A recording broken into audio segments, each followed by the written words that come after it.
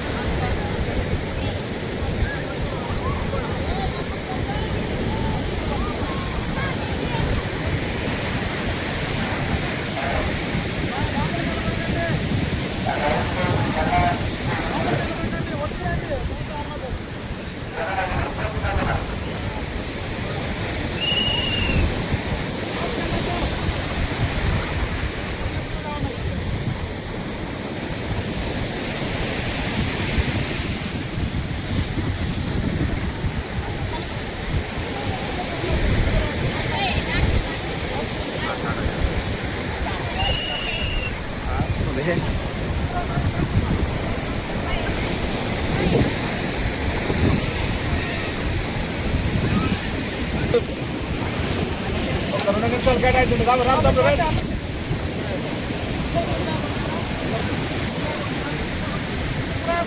పూలకొండ పాటలో ఇంతకుముందు చనిపోయారు.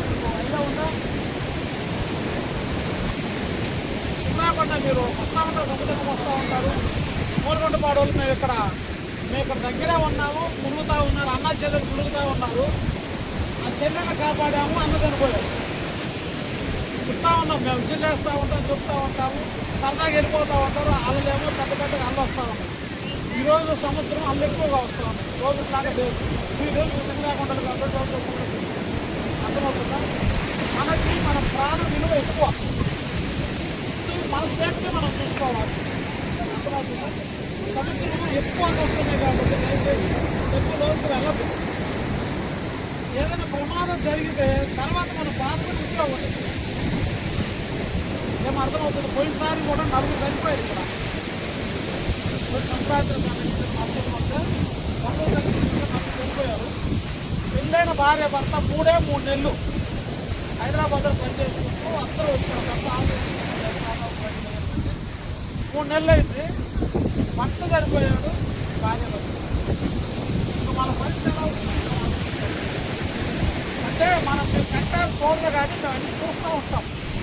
మాకు చాలా బాధ అనిపిస్తూ ఉంటుంది. తర్వాత మనం తెలుస్తూ ఉంటుంది. 3 నెలలకు పడిపోతే అది ఎంత ఘోరమైన పరిస్థితి.